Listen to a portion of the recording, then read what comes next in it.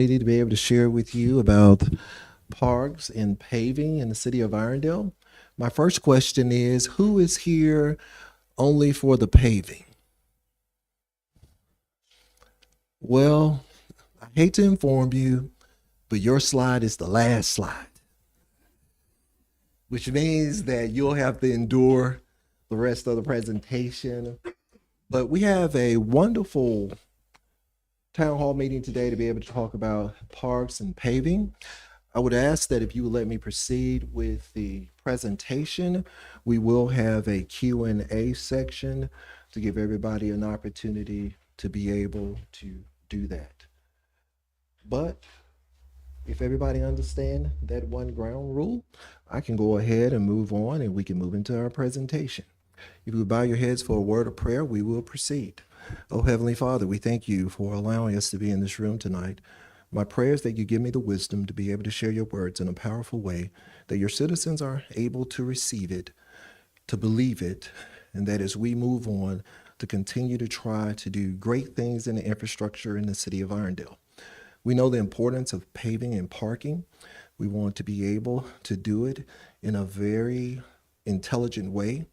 We've embarked on having our engineers to be able to work with our wonderful public works director to be able to put a lot of these things together when it comes to dealing with the paving. I ask that everyone's eyes are open, that their ears are attentive, and that you do not prejudge what is going to be said, but you will allow it to be able to absorb in your mind and to think about that it's not about me, it's not about you, but it's about the entire city. I'll offer up this prayer in your son's name, and if you're in agreement, I ask everybody to say amen. Amen. So,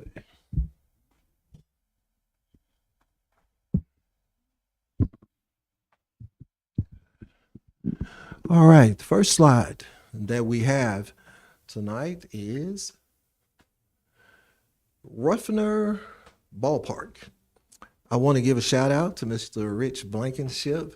Rich has been with us for about 6 months. We have packed the park on everything that we've been able to do out there so far. Frank and I, when we were sitting down at the table and having the conversations with GMC, one of the things that we thought of is that we would never have problems with parking. We thought that we had adequate parking at the facility, but then we realized that after the first event, we did not have it. We've taken one of the old ball fields and we've converted that into a parking space, a temporary parking space for this year. We're then looking forward to move forward after the baseball season to be able to do some adjustments to the park. You never build anything and you get it perfectly in the beginning. We've received some suggestions and recommendations that we're going to implement. However, it takes money to be able to do it. But Rich is doing a great job at the Ruffner Park Sports Complex.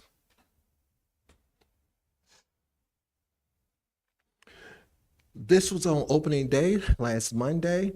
We had the little kiddos out there and everybody was getting their picture taken. I believe that we have 106 kids that are now participating. We went from 0 to 106, so that's 106% increase of the activity that we have out there at the ball fields. And we wanted to make sure, I'll have to give a shout out to Councilman London because I'll never forget the conversation that he and I had in Huntsville last year. We wanted to make sure that we provided equal opportunities for the girls as well as the boys. And we are accomplishing that with, I believe that we have, is it 3 softball tournaments per month and 1 baseball. Rich has come in and embraced that concept, and we are accomplishing that. And look at those young women out there playing softball on that beautiful field. This was on opening day. We had a chance to be able to get into the pictures as myself, Councilman London, and Councilman Sims. We each threw out a pitch at each field. Also, I will let you know tonight that we both, or all 3 of us, our pitches made it to home plate. We didn't embarrass ourselves. We didn't get any practice in. I was kind of worried myself the last time I threw it out at Regents Field, and they told me, don't get up on the mound. Mayor, you can't throw it from 60 feet. I came down to about 35 feet and still bounced it about 1 foot away from the catcher. But that's our beautiful girls, and I think this is the 6U, 6 and 8. What a wonderful little pretty group out there.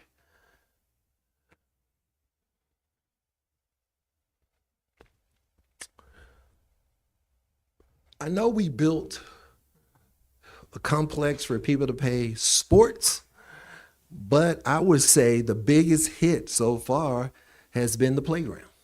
It's not a day that I don't go by there, even in the daytime. It is full of parents out there with their kids on the playground. We are glad that that has been a tremendous success. We have two playgrounds. We have this one, which is a large one in between the fields, and we have another one that's on the backside that's a little bit smaller. But I am glad, Frank, that we put these playgrounds in. Although we did a miscalculation on the front end, and it's a beautiful thing that we have wonderful educators and women in our community like Ms. Kay, who sat on the panel. Kim was on the panel for the one that we were doing at Civic Centers. What's that concept? Behind every successful group of men, there are women that are pushing behind them to be able to do it. And Frank and I thank them for coming behind us and supporting us in a positive way to be able to make sure that we have one of the most beautiful playgrounds in the world. It is highly used. I know some people have asked about, can we open the bathrooms when there are no activity that's going on at the park? But we want to be able to preserve the park. We don't want people to come and vandalize and tear it up before we even get started with it. We only will have the bathrooms open when we have activity at the park. I believe that we'll have it open on Sundays because we know that families come out and participate at that time. Please don't blow a rich cell phone about why it's not open. That's the executive decision that we made to determine that we want to make sure that this park is here for a long time. We don't want it to be destroyed. We don't want graffiti, and we don't want vandalism, and that's our way of being able to control that problem.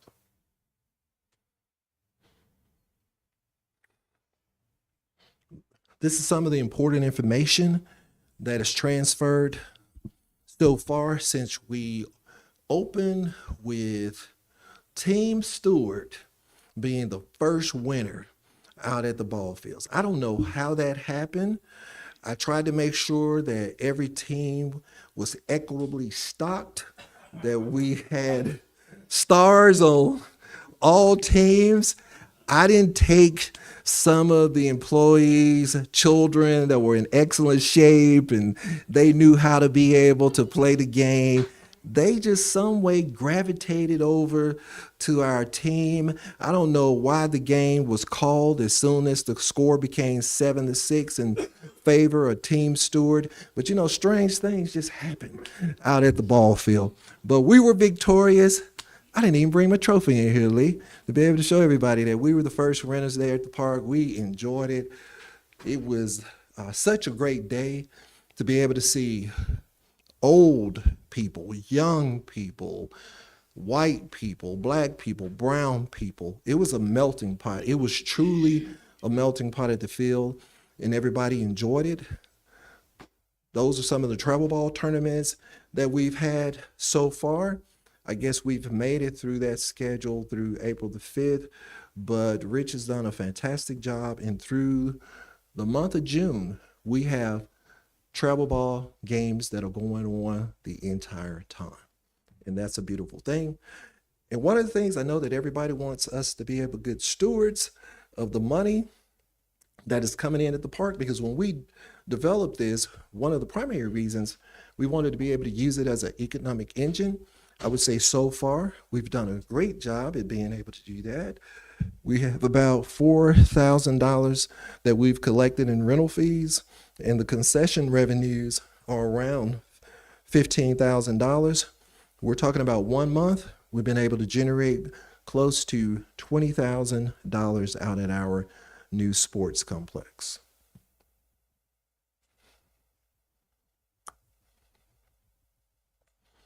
Tales by the Rails at Eller Park. When we first started out, when I came into office, there was a plan in place to be able to put the dog park at the baseball field. But you can see by us doing the baseball field first, it would not have been enough room at the dog park to be able to accomplish what we wanted to do. Eller Park was vacant, nobody was using it, and we decided that we would put the dog park at Eller Park. Why not take a park that is being underutilized and has a lot of space to be able to use it in a positive way to be able to make a difference? Tales by the Rails at Eller Park, it cost the city about $900,000 to be able to develop it. I would say so far, this has been funds that was spent in a very positive manner. There's activity out at the park every day. I go out there sometimes just to see who's out there. Since I wasn't blessed with a dog, I have a cat. Maybe we'll remedy that at a later date, but people are really enjoying the park. I had a lady to come up to me and said she and her friends go out there every morning. That's their meeting place, to be able to bring their dogs, to be able to participate at this wonderful facility. And that was really the purpose of it, because what is our tagline? Build community, build the future. And that's exactly what we're doing with all of these recreational opportunities. This is just one of the events out there. You can see that we have an obstacle course. These were some of the original stones that Frank, did these come in from the height when they was doing the development up there? But these stones were not purchased. They came somewhere from the city of Irondale. Now, Emma, are you back there playing with me? Or is that a spirit that is moving this screen back and forth? No, that's not Emma. I'm just teasing with you. But maybe I got too close to it or was breathing on the screen. We had to recalibrate the screen because you all know I was struggling to be able to move each slide. And we finally figured out how to be able to do it. I thank Josh and Emma for giving me a tutorial to help to be able to use it. But I love this screen that we have here. And that is just a photo of what's been going on at the park. As you look at the presentation, most of the things that you're going to see is pictures, because I want to leave you with a view of what things are. I didn't want to put a lot of bullet points, a lot of words, but I believe, as they say, pictures speaks 1,000 words, and hopefully you're getting a chance to be able to see how your money has been invested for the city and how we've been good stewards of the things that we've been entrusted with. That is the schedule for the dog park. We decided that we wanted to have something out there every month to be able to attract people to come and to participate and to be able to have a good time. I would say that this calendar is in our newsletter. If you have one of these lovely pets, we ask that you identify what date you would like to bring them out there and participate in what's going on in the city. I heard the microchip clinic was a hit on Saturday. I want to thank Ms. Ann Bafiatis for coming up with that idea. It was sponsored through the Martin Luther King Service Day project that we give out every year. There were 50 dogs that received the chip and about 10 cats as well. So we had about 60 pets during that time frame to come and to be able to receive a microchip. And I thank everybody that had an opportunity to be able to participate and make this happen. Now I'm going to get into some of our existing parks and maybe share a few ideas with some of the things that we plan on doing for them as well.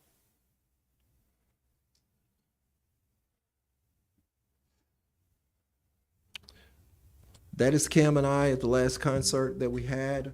We wanted to show how we use Beacon Park to be able to put on fantastic musical events. Last year we had 3 musical events: country, jazz, and we also did something to be able to celebrate the city's birthday. We've had over 250 community events over the last 4 years. which I would say if you're a citizen, you can't say out of 250 events that you could not find anything to be able to participate in. And we want to make sure that we keep the diversity moving forward in the city to try to make sure we have something for everybody to participate and be involved. I call these are the Three Musketeers. There's not an event that we have that they are not there. I believe they've attended more events than I've attended. They were given an award the last time we did the Community Champions, but they also participate at the Senior Activity Center, and they are out there walking on the track, and they have this, the challenge? What is the challenge that the...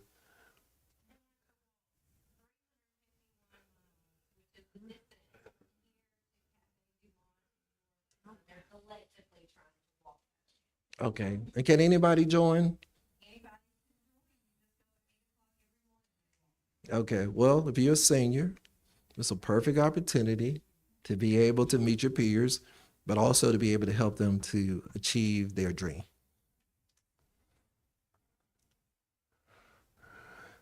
This is what we're going to have this summer.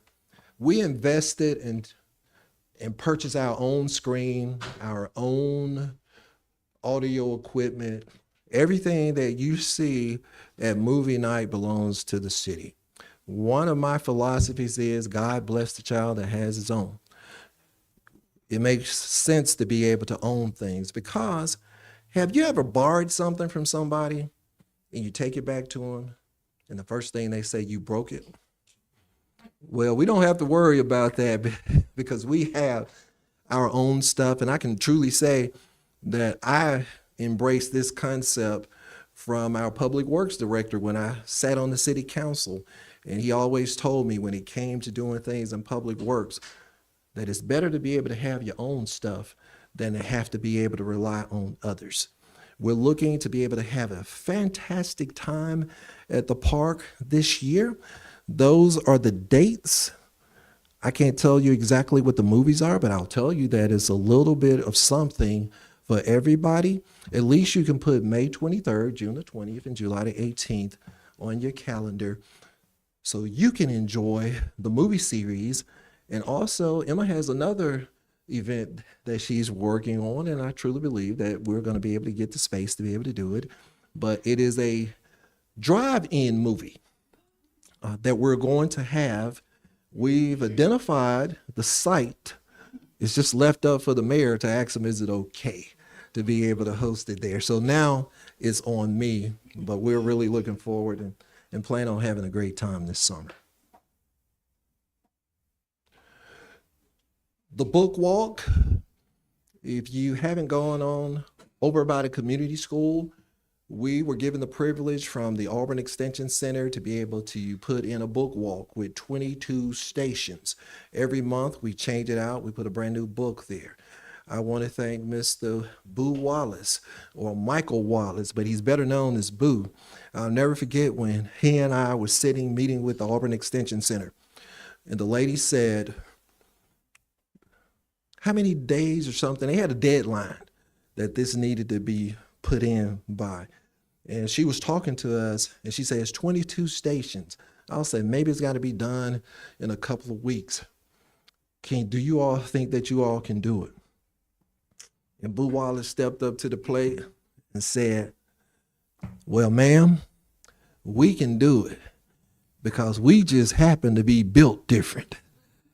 And I can say that Boo put it in perfectly because that's the way he functions. I always tell him at Bible study, because we have Bible study here every Wednesday morning at 6 o'clock. I told him he overanalyzed everything because I give him a scripture and he's trying to find the answer outside the scripture. But then when I say, hey, it's right there in the book, everybody seems to find it. But do you all know the distance around the book walk? Anybody knows the distance around it? I see people over there walking all the time, dogs, children. One day I passed by and a mother had her kid and they were walking and they were going to each station and they were reading what was in the book walk, and that was the purpose of that. It's located right across the street from the Irondale Community School. There's a track that we have across the street from the community school, and this was at the community school.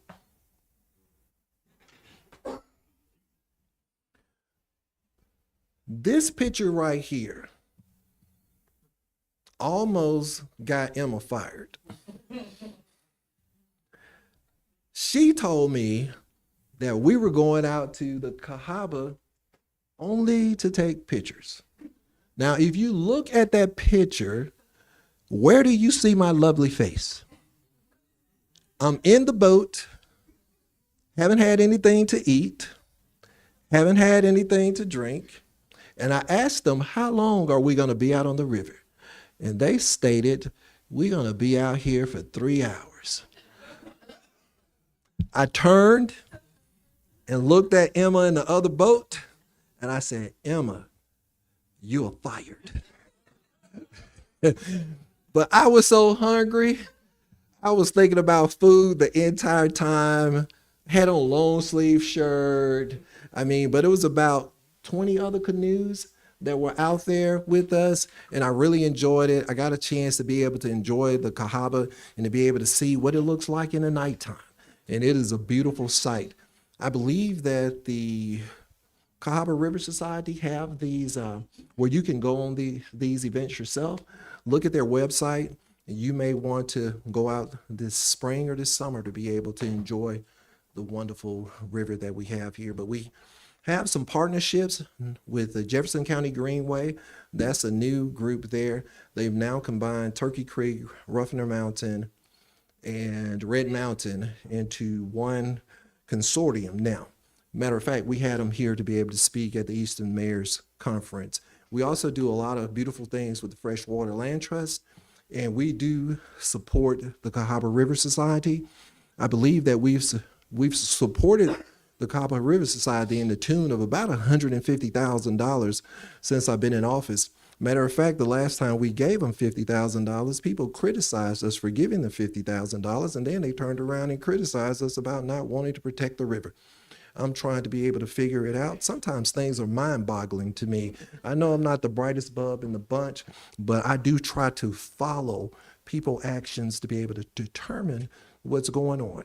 But you can see from here, we do support green space. Now here is the park and green space master plan. This was birthed out of Blueprint Irondale.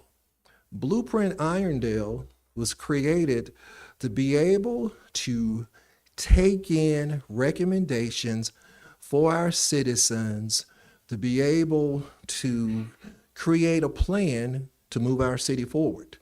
We didn't want to begin to do things and we were just doing what we thought was right. We spent almost a year of gathering information from our citizens to determine how we were going to move the city forward.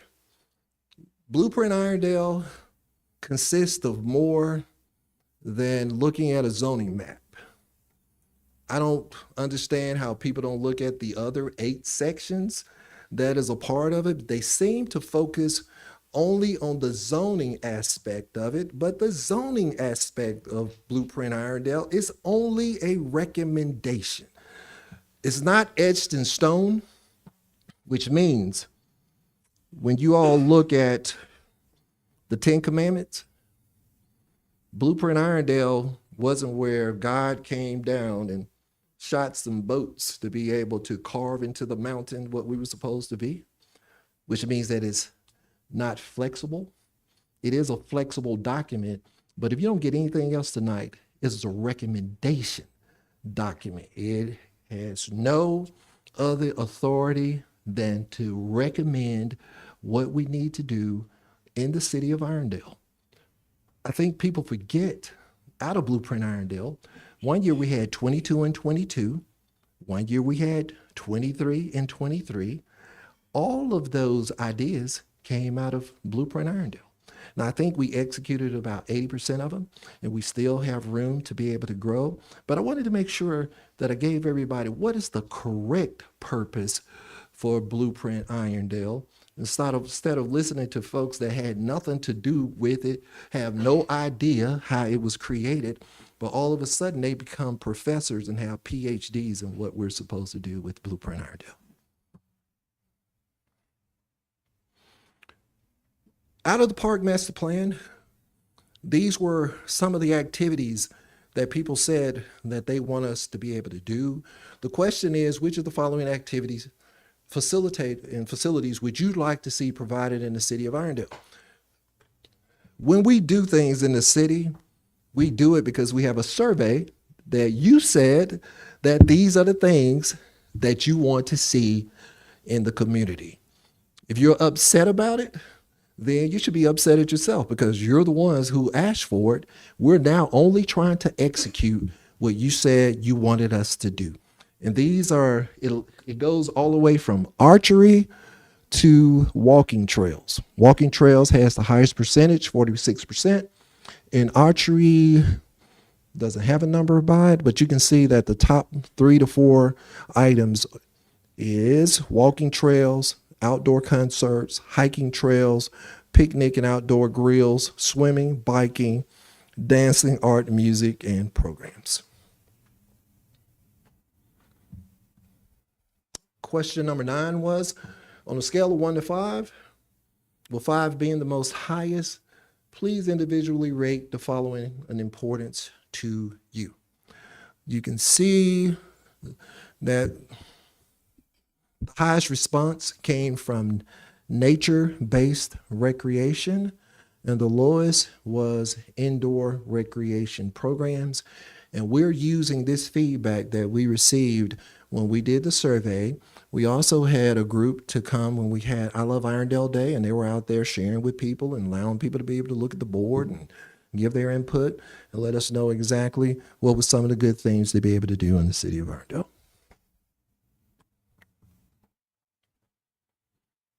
These are some of our neighborhood parks. We have 3 of them.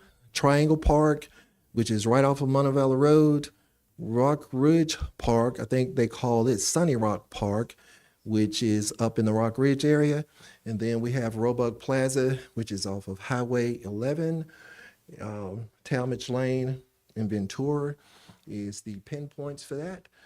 And our goal is to be able to rehab all of our parks in the city of Irondale, but we have to put them on a timetable because we do not have unlimited resources. Why did we purchase as much property as we did? One of the things that we said that we wanted to be was a recreational oasis. We wanted to make sure that if you wanted to do things in the wild, that you didn't have to drive 30 to 40 to 50 miles to be able to do it. We wanted to be able to provide you that luxury of having that experience in the city of Irondale.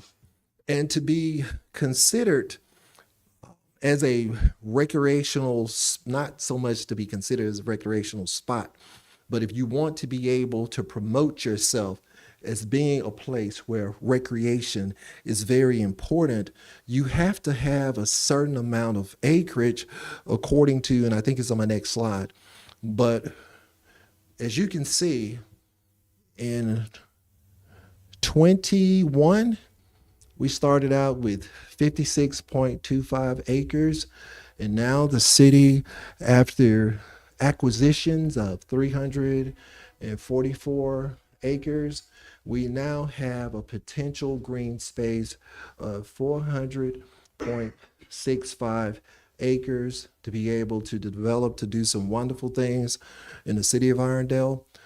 The Cahaba property is up Highway 78. It sits off the Cahaba. The city purchased this property, 116 acres. We paid $1 million cash for it, and it is in our second phase of development for parks, and I have a slide that is in here that deals with that. The Zamora Temple, currently we're using 20 acres, which means that there's another 85 acres that can be developed, and we're looking forward to continuing the phases of that piece of property. The property off of John Rogers Road, where the fire station is being built, We purchased this property for $300,000. Tell me in your wildest dreams, what do you think you can get 143 acres and only pay $300,000 for? Now, I'm not out there with my calculator. I can do the math in my head. I'm quite sure we have some very astute people out there that know how to do the calculations as well. Take 112 acres and divide it by $300,000.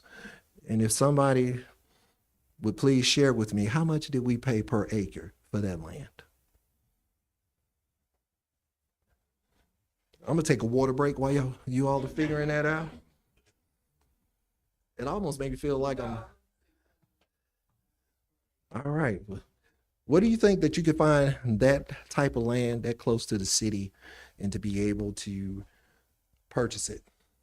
So when we were on what was considered to be a spending spree, we were also being good stewards of the funds that had been entrusted to us, because now we have not only we're getting ready to break ground for the fire station, but we're also getting ready to develop a low impact plan to be able to do recreation on the remaining pieces of the land.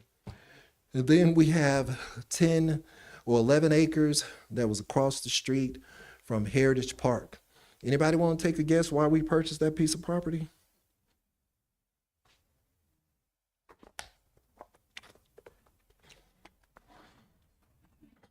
Well, let me ask you all this. And please don't try to act like you holier than thou and you never heard of this entity before, but it's called the furnace. Anybody familiar with the furnace? Oh, y'all looking at each other. You ain't always been in church all your life. Isn't that right, Ms. Roscoe? I know where the furnace is, but the furnace is a strip club downtown. No, we bought the property.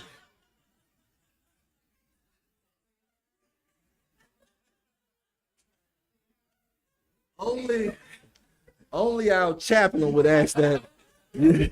Only our chaplain would ask that question.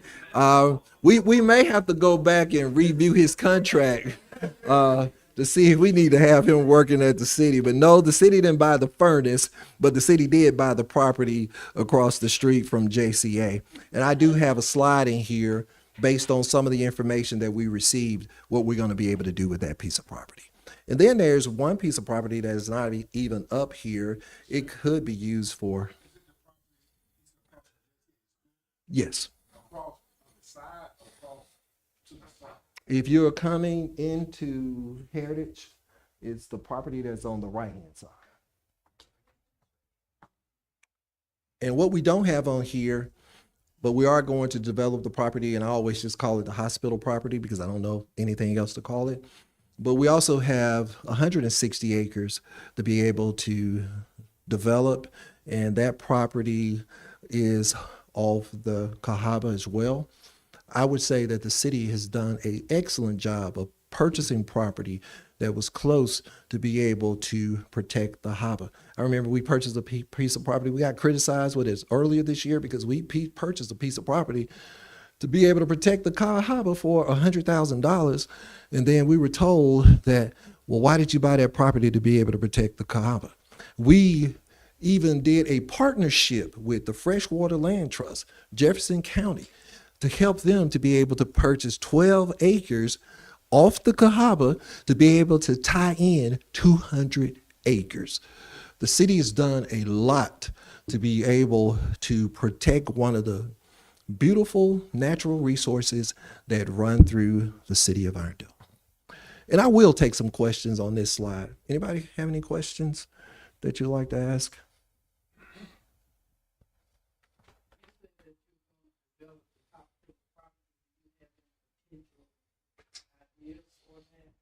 Well, we've talked about turning it into a city inside of a city, basically putting a brand new city in the city of Irondale with commercial houses, recreation, you name it, to put it all in that particular area. Yes, the growth in the city of Irondale is going towards 459 and it's going that direction. I'm just here to be able to speak the truth. We may not like it, but When people call and want to talk about where they want to relocate, where they want to put their business in the city of Irondale, they're talking about doing it on 459. You're welcome. This is, you all can't see it, but one thing I did want to let you know that this presentation will be on the website. If you want to go after it's over, because I know some of the stuff that you can't see, but we're going to put this on the website. We're going to put the park master plan on the website. I'm asking you to be able to give feedback before the council makes it final. But as you can see, everything that's in the yellow is brand new. And the properties that are in the green are things that we've had for years. The Cahaba property, working with Leanne, these are some of the possible things that we can do on the site. It's about the state also has a recreation plan. And we're trying to tie our plan into the state plan, because if we do that, what will happen? You get grant money, you get free money to be able to do it. These are some of the items that has been talked about as being a part of that development. Fishing, disc golf. I think that's pretty cool. I don't know if anybody in the room has played that. I haven't, but I know that there are people that really enjoy. And then the natural preserve, also putting accessible trails. I mean, we're going to have so many trails. If you want to go walking, you don't have to go too far to be able to enjoy. But this is the entire property here that's on the Cahaba River. As you can see, this is 105 acres, so it's a very big piece of property. The first time that I had a chance to be able to experience this property is when Mayor Alexander was here. And if you know anything about Mayor Alexander, he loves to take you and show you around Irondale. One day he took a group of us, Frank, you remember that? He took a group of us. It was 96 degrees. I'm in a suit with a bow tie. If you all remember Tellis that worked for the chamber, was in high heels, 6-inch heels, and she was dressed all nice. And by the time we got halfway up, I think we had to send somebody to come in there and be able to get us out of it. But it's really a beautiful piece of property. We now have a gate up to it, so you can't really get in there to be able to do anything. But it's a beautiful piece of property that sits on the Cahaba River. And we plan on developing that in conjunction with the elements that are there at the river. It's really going to be beautiful. And I believe this is in our third phase. So we've tried to break things down into phases because we know we can't do all of them at the same time.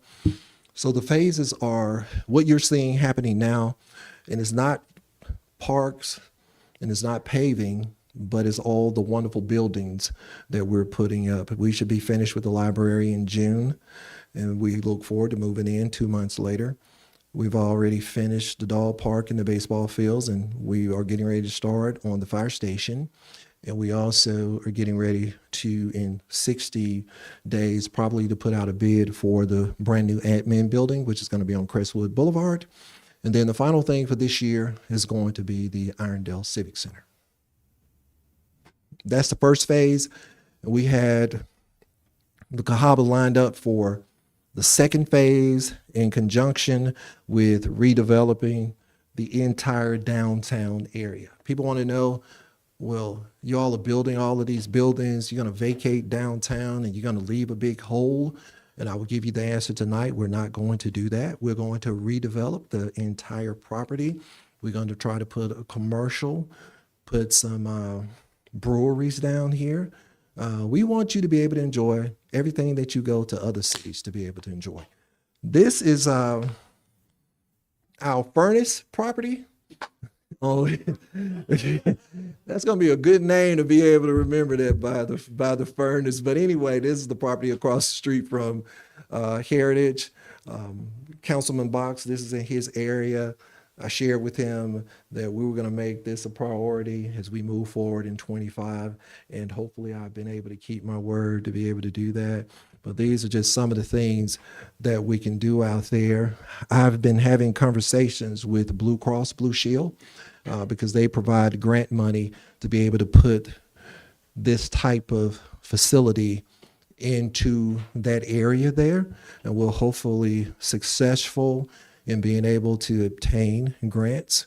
We have a grant writer not on staff, but we contract with a company that handles all of the grants for all of the departments. We got to a point where they come in, they interview all the department heads, they ask them what would they like to do in their departments. Then they try to line up those grants with what we're trying to do here at the city. And if both of those things, we can merge them together, it allows us to move in perfect harmony to be able to have some of the great facilities that we have here. That's an idea of what that raw piece of property can turn into. Turning a strip club into a park. That may be my tagline for that piece of property.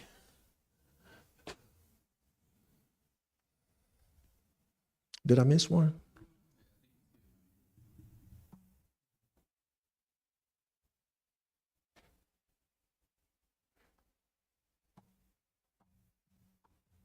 The reason that you see the Irondale Civic Center being a part of it, because it has two phases to it. We wanted to make sure not only did we renovate the inside of the building, but we also wanted to renovate the outside. I always give a shout out to Brad Doss whenever I talk about the Civic Center, because if it wasn't for his ability to be able to see something out of nothing, we probably would have tore the building down and been stuck up there with a piece of property with nothing on it. But Brad looked into the future, came to me and shared with me, Mayor, if we do a few things, I believe that we can get some activity at the Civic Center. And I would say that probably last year, every weekend, and I think Brad had over 100 events up there during the week and during the weekend. But our main goal is the building. This is the base bid, is for the building. Everything that you see in the site program is going to be a part of the alternates.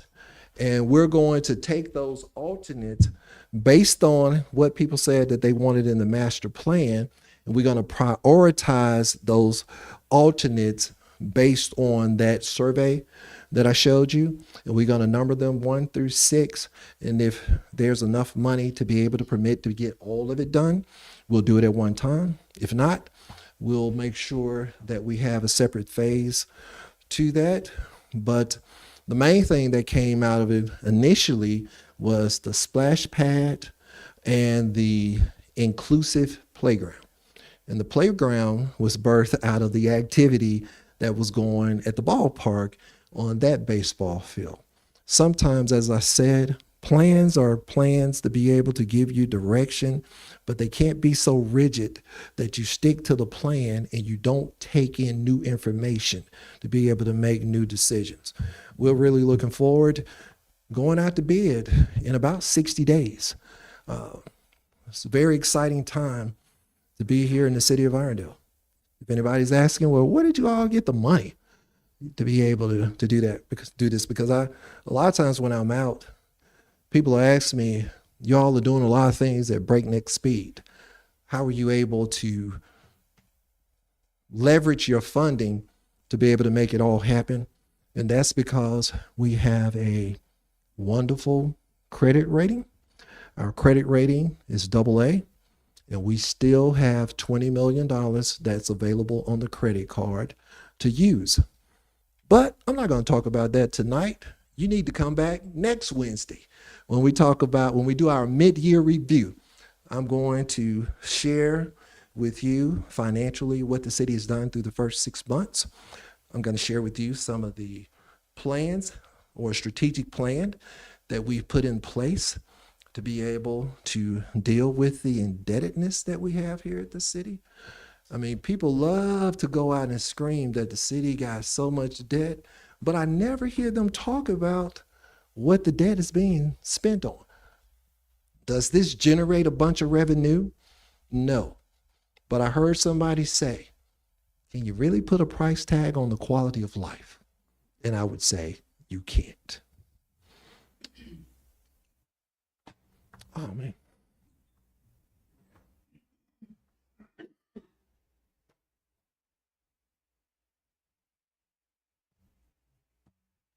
This is the property that we purchased off of John Rogers for $300,000. We're going to build a fire station. The fire station is going to be up in this part.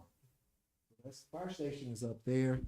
It's going to also have where you can enter from Alton, and you can also, what they can do, they don't even have to worry about backing the trucks up anymore. They can just, whatever side they decide to come in, there'll be gates on both sides. They can just pull up and put the truck in there and keep it moving. We should be having a groundbreaking soon as we can get our fire chief who has turned into I call him Mr. Montgomery, because every time I talk to him, he's down in Montgomery fighting some political issue for the fire department. But I thank Josh for having the insight and doing a great job. I asked him initially, hey, go out and find some land for us to be able to do it. And he was able to do that. We're not going to put the training facility on this piece of property. We're going to find another place to be able to do that. But as you look at the site programming, those are some of the things that we're going to put on this piece of property. Now we get to interstate lights. I've been talking to you about interstate lights now for about 2 years. And I can truly say that we've done everything that we need to do on our behalf. There was a miscommunication initially when we started this project. The company went out and they repaired the connections to the poles. However, they forgot to repair the portion that provide the power to the poles. It took us, let me rephrase that. It took AlDOT about a year to figure it out, but they finally got it figured out. There were 12 light control centers. So the goal is right now to be able to repair those 12 light control centers. We're going to do it one control center at a time. Once one of the light control centers is repaired, they're going to turn it over to the city of Irondale. Then we're going to turn it over to Alabama Power, and hopefully we will be able to say, let there be light. We plan on having, of course, we love to cut ribbons and we love to throw dirt. I think I have a commercial and somebody asked me, how do you prepare for all of the ribbon cuttings and the groundbreakings that you all have done in the city of Irondale? I said, I keep a pair of scissors and a shovel and a hard hat in the back of the vehicle. So we are always prepared to be able to do something. There were 181 poles. 61 of those poles were down. We got to get those 61 poles up, and the city paid $500,000 to be able to replace those poles. They cost in the neighborhood of $10,000 to $15,000 a pole. But we are working very hard to be able to get this done. It should take, it's going to take about a year for the entire interstate system to be lit, but we will be the first municipality in Jefferson County that has a interstate system that is fully lit. And I would like to thank the council for working with me to be able to make this happen. Pavement maintenance plan. We are projecting to spend about $3 million on paving this year. We've spent over the last 3 to 4 years about $5 million on paving. And I'm proud to say that we were able to finish our paving plan that was created for a 12-year plan. And we completed the plan. Anybody want to take a guess? You can't answer. Yeah, you live with the mayor, so you can't answer. Anybody else want to take a stab at it? 12-year plan. 3 years? 6? 4? What about 2? 2 years. We were able to complete that entire payment plan. that was designed for 12 years, we were able to do it in 2 years. We did it in lightning speed. But this year, we're going to spend about $3 million. The plan is not subjective to the council deciding what roads need to be done. And to be able to make sure that we take the politics out of it, this plan was designed by our engineers and by our public works director. They were the ones who rode through the communities, identified the streets that need to be repaired. I had nothing to do with it. Council had nothing to do with it, but this was all done using the engineering principles to be able to make sure that we keep our roads in pretty good shape. Now, our philosophy may be a little bit different from other municipalities. I'm gonna ask you a question and see if you can help me out with it. Is it more advantageous to pave the bad roads first or the good roads first?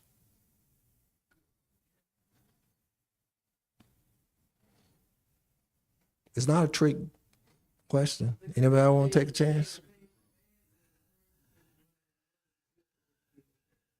Okay. How many people agree with Mr. Claude Perry? Nobody agree with Claude?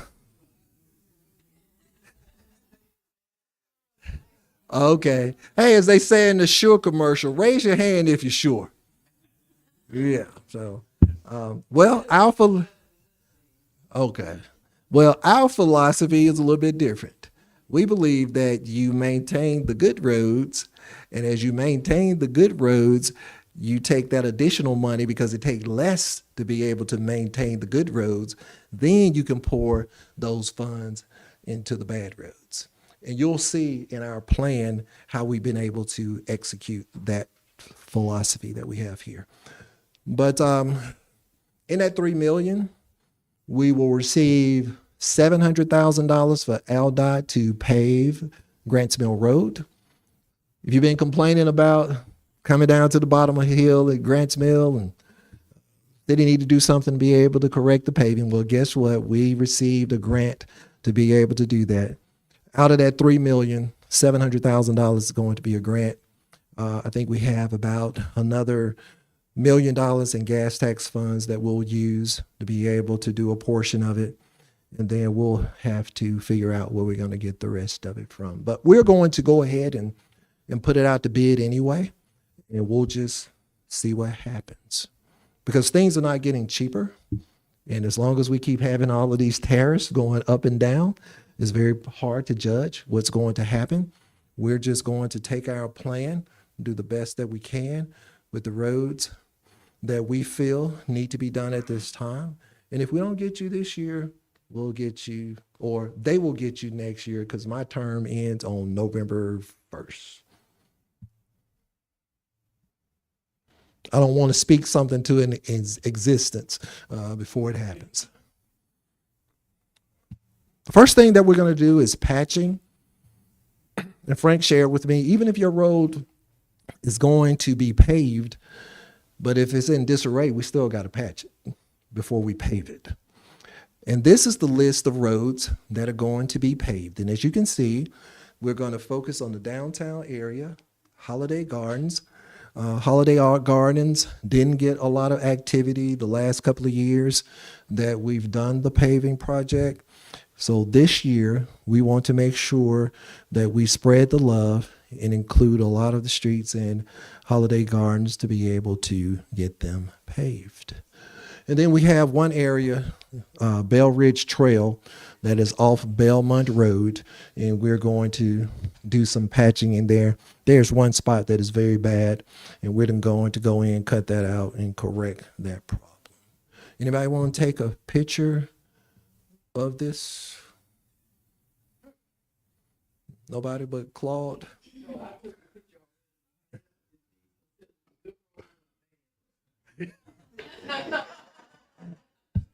Claude, why you got to be trying to just be grateful? Just be thankful. Now don't talk yourself out of Because we can change this formula and go to another neighborhood. But what is it? I'll let Frank. Okay. Frank, will you just share a few words with him while I drink some water? It's strictly patching, no painting, be done there, just fixing the patch. What we have to do is, one thing that needs to be taken off is mobilization. So when you see these areas, just like through the past, to where you see that we generally pick certain areas to work, is because it cuts down on the cost to us as far as mobilizing these units. It's $15,000 to $30,000 for them to move this equipment from one neighborhood to the next. So if we move this thing 5 times, we've eaten up about 6-7 roads worth of paving. So you'll see that we've concentrated on these areas. A lot of these areas have just 2 or 3 bad places in them. You'll notice you'll go hit a dip, and that's what we're fixing here. You've got some cuts on the next road that we're doing some paving on the next slide. That is a lot of, it's over on the side over here, Montevallo roadside. There, we had a lot of utility cuts that's been there for probably, I'm gonna say 20 years since I've been here, that has never been repaired all the way down the side of the road. And it's we're going to reach out to that area and fix that, since we're in the south side neighborhood. And then also, if you look at Holiday Gardens, who has been in Holiday Gardens in the last 10 years? Who can run over 30 mile an hour in there, 15 mile an hour? We paved the Irondale section last year of Beacon Drive because that's the main access in there. That's all we've been able to do. So a lot of the roads in there, we've got some paving. Danton Lane, we're paving from one end to the other. And I challenge you to go ride Danton Lane. And then we're going to pave what we can in there. And then we're going to patch the areas that is just terrible bad, where you're just going down the road and all of a sudden you dip 3 or 4 feet down. That's serious. That's that far that we've got for 20, 25 yards or so. So, and looking at this, we spend a lot of time. It's not something that we just throw up a quarter and say, well, let's see if we're going to do this neighborhood. Me and Matt Stoops with Sane Engineering, we ride every road. We look at all the roads. This is not the only roads in Irondale. Y'all know it needs paving. But for the amount of money that we have to spend and to spread the love around through the neighborhoods, this is what we've come up with. I'm going to use the mayor's line. If you're happy that these roads are being paved, give me a call. If you're unhappy with these roads being paved, call Sane. Thank you, Mayor. Frank flipped the script on me, because he knows that every time I take him to a meeting, and especially if it's got something to do with public works, I always say, if you're happy with what's going on, you can call me. If you're unhappy with what's going on, you can call Frank. And Frank flipped it on me. So Frank, you got me that time. I owe you one. But this right here was, it was not our idea, but it was Councilman London's idea. He was at the league that he met somebody there and talked about, is it reclamite? And this goes with our philosophy that we want to make sure that we maintain the good roads, keep them up, instead of just letting them go without any maintenance for 10 to 15 years. And now we got to turn around and do what Frank just talked about, patching, and then having to spend more money. We're learning that if we maintain things, it's not as expensive when you have to go ahead and replace it. But that was something that was given to us by Councilman London, and we appreciate that. Now, this is the part that you all wanted to see. But who gets a road paved? Rock Ridge area, we're going to do Montcrest Drive, Rock Ridge Road, and Whippoorwill Road. In the downtown area, we're going to do 4th Avenue South, 5th Avenue South. 4th Avenue South is down by the school. If you leave City Hall, go in front of Pastor McClure's church, and when you ride down there, that road is horrible. We're going to be able to do some paving there. 5th Avenue South is on the flip side of 5th Avenue South. And if you go in front of those new homes that Price Hightower built down there, your shocks take a beating when you go through that road. So that's one of the ones that we're going to do. And then if you are on McCoy Street, YMCA Way, that's where the Montevallo Park is over there, Lawrence Street, Marion Drive, 6th Avenue South, and 23rd Street South. And when we put these on the website, it will have right now I'm just giving you the street, but there's also a length to each avenue and street that we're going to do as well. Holiday Gardens. It seemed to be a lot of people here from Holiday Gardens tonight. We're going to do Sharpsburg Drive, Dresden Road, Danton Lane, Wonder Lane, Beacon Circle, Cornell Drive, and Grants Mill Drive. Does these roads hit anybody that's here tonight? Okay. And then the last area, we're going to do Grants Mill Parkway, which I talked to you all about. We're going to get is that Grants Mill? That's the main road out there, right? Yes, we just had on Mercy. This was on the 20th. Okay. So we got not in the estimate so far. When we did Grantsville Parkway, that's where the auto mall is, and we had going down the hill going into the auto mall. If you'd ever been out there, the asphalt slid from the big trucks going in, and it got worse and worse and worse. Well, we've got some high-end cars going in and out of there. We had gotten complaints. We had this on the list to pave it with the paving plan. Well, it got so bad that we had no choice. We did it on an emergency contract and got them to pave it. So in the place of Grants Mill Parkway on our paving list that I have here, we're looking at Appaloosa Drive, Campbell Drive, and Belmont Place, pricing those to try to add those in as long as we can come under our bid where we're at now.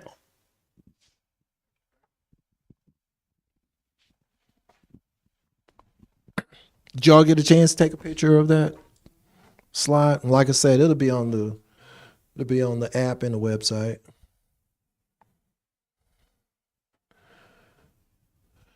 Also wanted to invite everybody to come back on the next Wednesday when we're going to be talking purely about the finances of the city. We'll talk about debt structure. We'll talk about actuals versus budgeted. We'll talk about exactly where we are. Do we have a surplus? Do we have a deficit?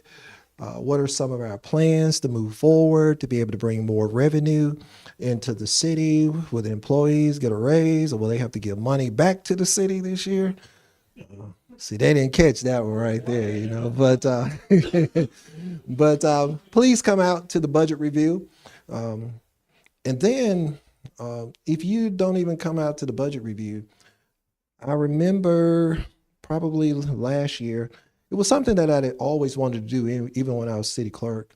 And I hear people talk about transparency all the time.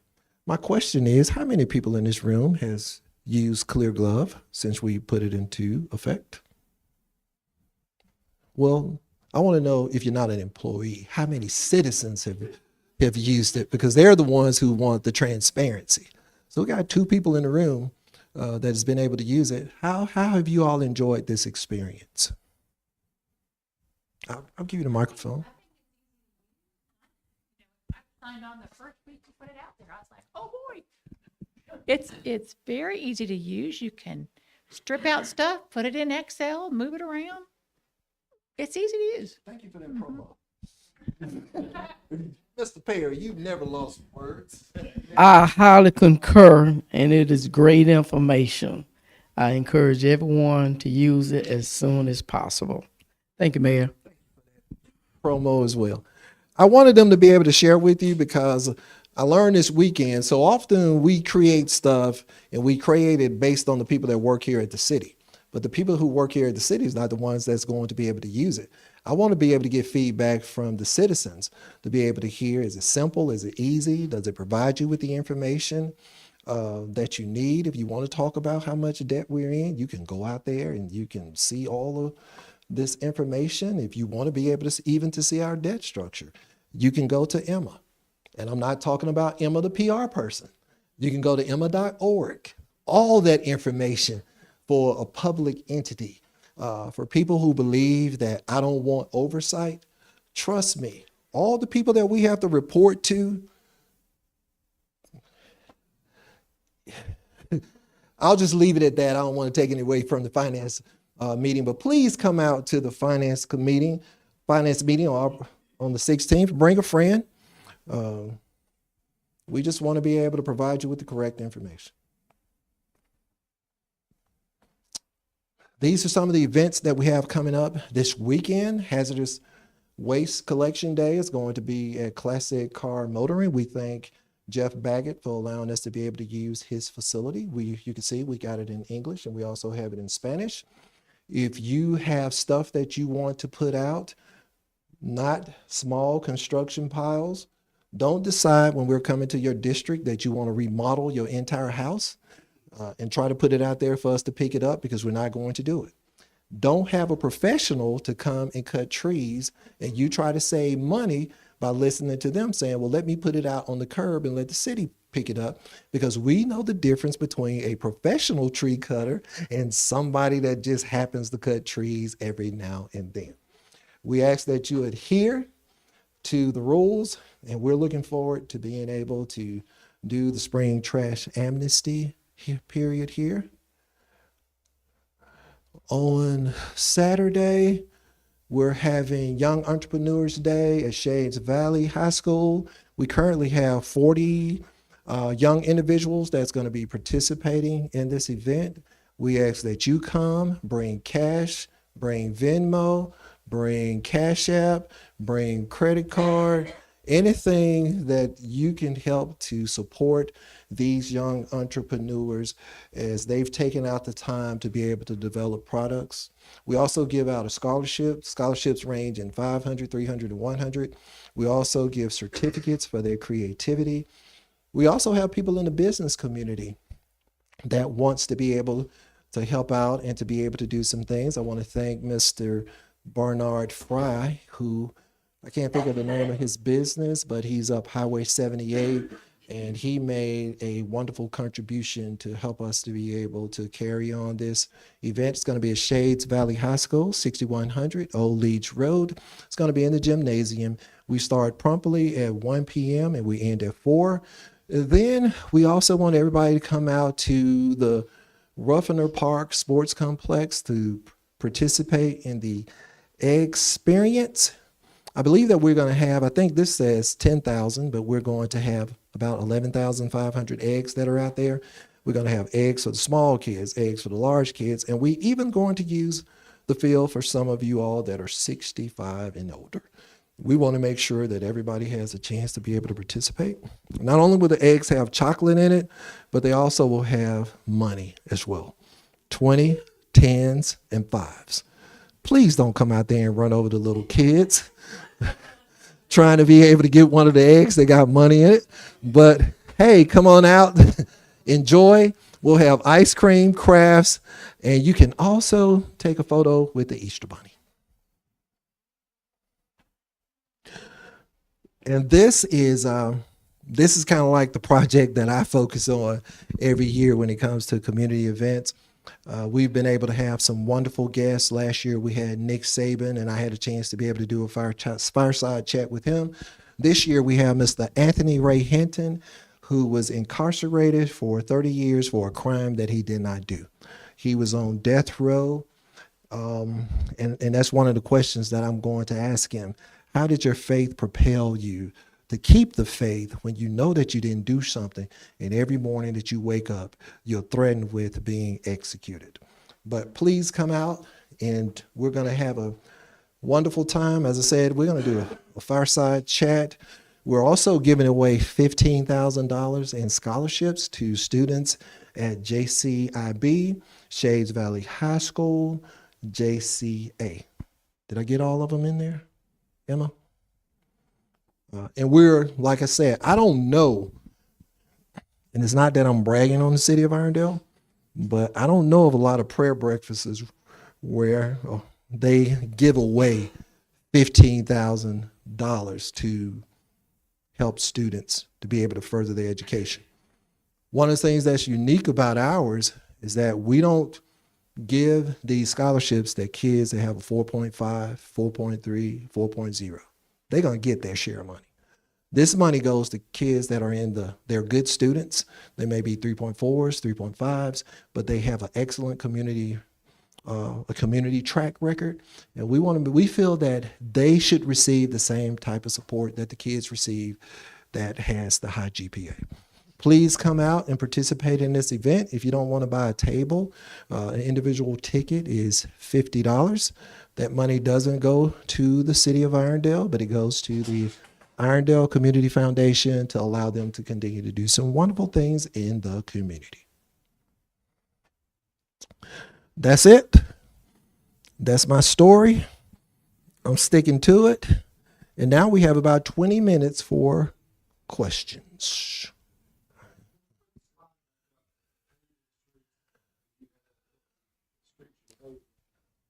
You're trying to make me a little bad on hitting the. I just learned how to use it. Okay, all right. I'm gonna try to. I need to go on this side. Let's see. I'm gonna see if I can get it. This is a test.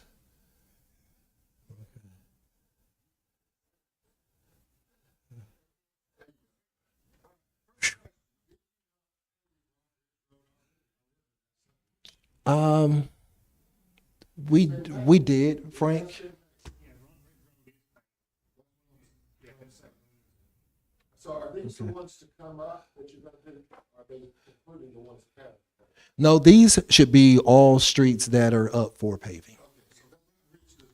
I've got streets to substitute right next to right. What road would that be?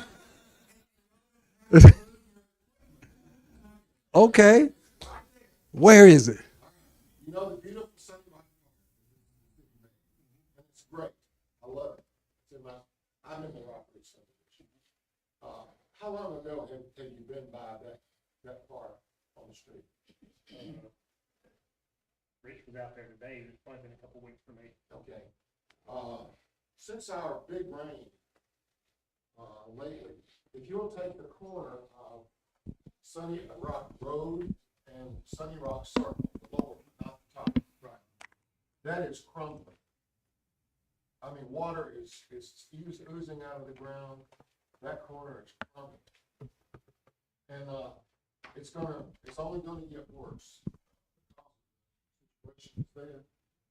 Now, I'm saying this because I live on Sunny Rock Circle.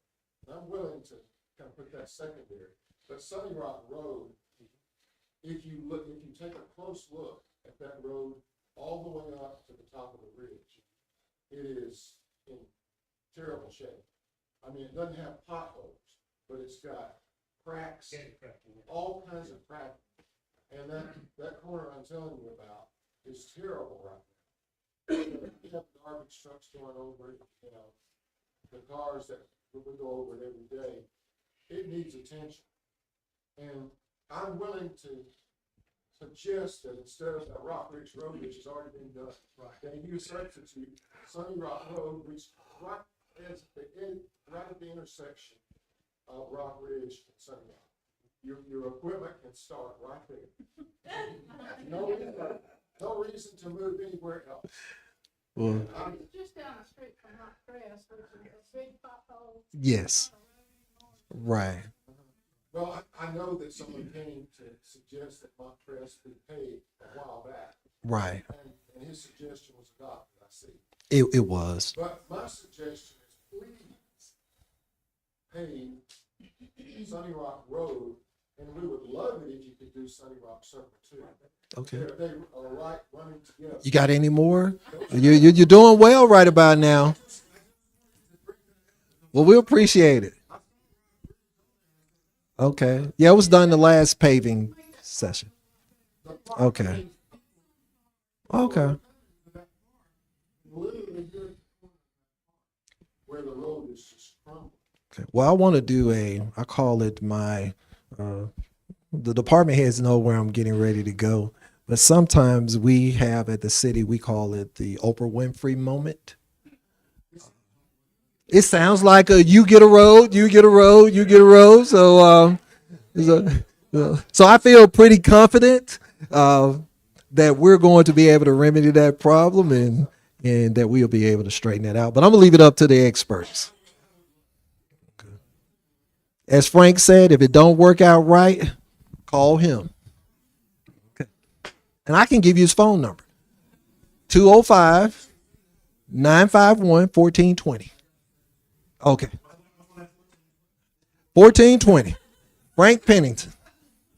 See, I told you I was going to get you back, friend. You are absolutely right. Now you've sold us, so you don't want to outsell your coverage, Councilman Box. Oh, okay, thank you. Thank you, Mayor. I had some questions from residents in Hampton. I didn't see that we're doing any crack sealing or anything. Are any of these roads in other areas in Hampton? We had a Bluemont and another resident that lived close to Mr. Townsend. Okay. And I didn't see, are we doing any crack sealing? We're not doing any crack sealing, or as people say, we come and we color your road like a crayon, and then they complain when they run over the stuff and it sticks to their cars and undercarriage and all of that.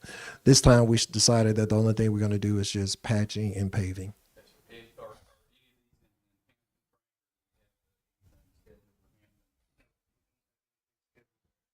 But we'll put that on the list and address it accordingly. Okay. Have been bid yet. So, talk about Grantsville Parkway's been completed, so we'll take that into consideration, Hampton, and if there's money left after these are bid that we have, that we can add to it, if it comes under bid, and we can mobilize the units, we'll do what we can for the amount that we're. Yes. What Frank is saying, if you want to be an alternate, speak now or forever hold your peace. At least you can get it in the ball game. We may not get to you this year, but then a lot of these streets were things that we heard the last time we did the paving, and it carried over to this year. I don't want you to think that your voice is never being heard, but we got limited resources to be able to do. I think if we could do everything at one time, was it calculated, Frank, to be about, 16, 17 million if we just had a bucket of money to fall from the sky and we say, we're going to repave every street in the city of Irondale? We have 116 square miles. So we have a lot of land to be able to cover in the city. And our goal is to be able to get to you as quickly as we can. 150 miles of roadway. So you can see that's a lot of road. Street on the list for future Stonehenge place. Okay. The top of the hill is fine, after you turn off the road leaves, but when you get down to the, bottom, it's washed out. Okay. I have water, coming down, that washes over the road, and over time, it's, washes part of the road out. Okay. We got you. Stonehenge. Stonehenge place. Stonehenge Place. And also, we need a new street sign. Put that, on that end of the road. And I was looking at it today, one side is okay, but the other side it's peeling. Okay. Name of the street. Well, we do have a program that we put in place, and the goal is to replace all of the city street signs, and that's being led by Boo. But you sped up your process. We'll get to you a little bit quicker. Okay. Well, we got you covered. It's okay. You can call him out if you want to.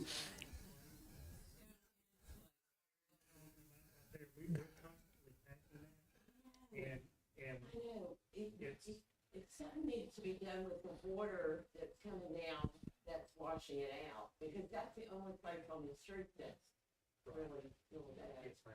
Thank you. We try to keep it fast the best that we can. And a lot of these roads, like the mayor has said, a lot of these roads have been on our list for years. Sharpsburg Drive, I can't tell you how many meetings I've sat in with them, and they're complaining about the road out front. That was from the beginning, from the first paving in 21, they have been needing that paving. Yeah.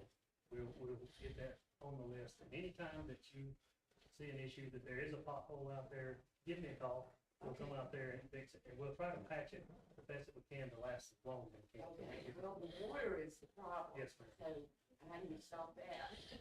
Well, I learned a long time ago, water runs downhill. And there's not a whole lot that we can do with that part.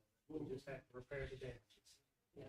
So, I appreciate it. Thank you. Well, thank you. And all of the street signs, we're trying to convert them to be black and white.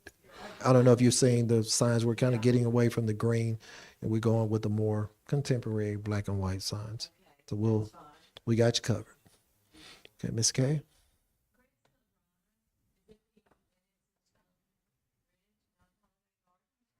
What's that road?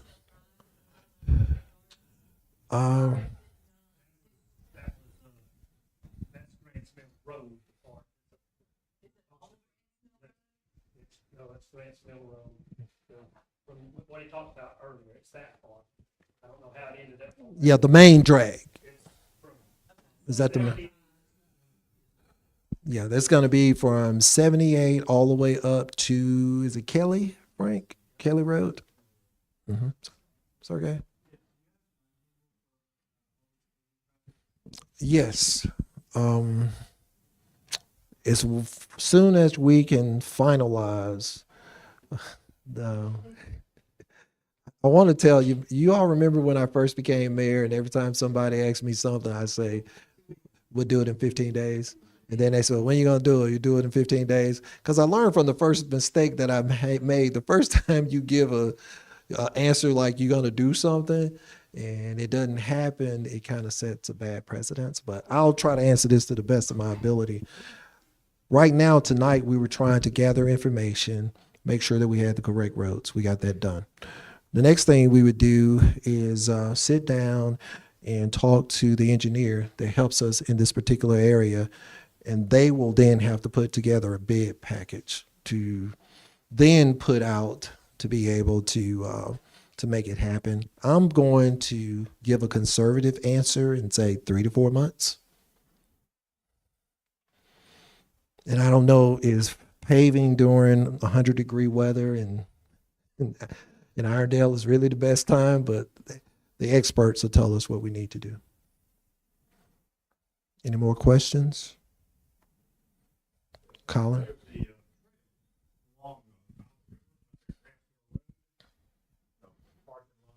go down a concrete sidewalk, and it is extremely steep. A typical ramp by building code is 1 inch per foot, I believe, and this is 2 or 3 times that. I don't go there anymore because I feel unsafe going down there, especially if it's, leaves or anything on the sidewalk. But someone look at that and see if there's a possibility of rerouting or even steps to save a ramp like this. Okay. Yeah, Frank will he will look at it. See, I put everything on Frank. Frank the man. They do a great job in Public Works. As the meeting was getting started, there was a microphone issue. I know there's someone behind the scenes, didn't say a word and got us all set up and the microphones were working. And I appreciate that person, you, taking care of that. I try to do. They make me do everything around here, Colin. So I appreciate it. I appreciate it. So, any other questions, Ms. Pike? Boo. But we have a sign. No, we have a pole and 2 things that look like a sign at Highway 11 and East Ventura Drive. However, there is nothing on them. Okay. And they've been stripped for quite some time, and it needs to be replaced. Okay. Thanks for informing us, and Frank is putting that on his list. Corner of East Ventura Drive and Highway 11. Thank you. We can't be all places, but that's why we need your input, and that's why we try to have the town hall meetings to make sure everybody can participate. Okay, well, Because it runs on Highway 11 and East Ventura, and that's a major highway. And when we're telling people where to turn, they're going, well, I didn't see any signs. Signs are very important. right. Do you all, I'll ask this question, do you all know why some signs are bigger than others? Speed limit. What? The speed limit. If you see the lines, the signs on, say for instance, like in my neighborhood on Overton Road, should be bigger than the signs in the neighborhood because the sign size is built on speed limit. So, yes, exactly. The meeting on the 25th, I brought up the walking trail around the ballpark, Mm-hmm. and he said something about putting trail markers around there. Hmm. The trail mark, you know, to mark the distance. Oh, around yes. the walking trail. Yes. As I told you, it was a half a mile, and, It's work in progress. yeah. Yeah. Yeah, we got it. Take it up with Rich if it doesn't happen soon. Okay. We've started walking there too because it's, if you haven't walked over there, it's really a beautiful place to be able to get in a lap or 2 laps, and you do 4 times around and you're through. At the baseball fields, there is a half a mile concrete track around the perimeter of the park. Okay. As you're going into the Eastwood Hall area on I-20, on the right, about where the entrance is, which should be Grantsville Road, but, you know, you get off the interstate and then exit, and then you have to get on 78 for a short distance to get on Grantsville Road. There is no guardrail on that road. I don't know how many of you noticed that. But if somebody, let's say you were in the right lane, and somebody pulled into your lane and pushed you off the road, you're gonna go a long way down. Have you ever noticed that? I've never in my 34 years. I'm surprised that we have a fatality or an accident there. But next time you just ride on 20, so you get on at, you exit 35, and you're going to Eastwood Mall. The next exit, there's a long drop down with no guardrail whatsoever. And sooner or later, somebody, I know this is not Iredale's, No, that's a ALDOT issue. but maybe they may ask you for. We have a good relationship with them. We can take it to them. Matter of fact,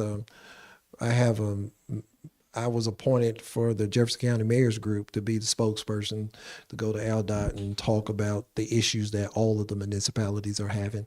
Of course, I can throw Irondale in there as we're having those I talks. just feel like that there is going to be an accident. Next thing they touch is going to be the ground next to 78. You know how high off the ground 20 is, right? Right. And they really need to consider putting the guard. Well, thank you. Thank you so much. We'll take that into consideration. Anybody else? It is now, is it 7:30? 7:28. Going once, going twice. Ms. Pike? What is the time frame to improve our pocket parks? Our focus right now is on completing the capital projects that we have. And once we complete the capital projects, well, as I speak, we're also working on revitalizing Beacon Park. Once those projects are completed, then we will begin to focus on our pocket parks. And time frame? I don't have a time frame.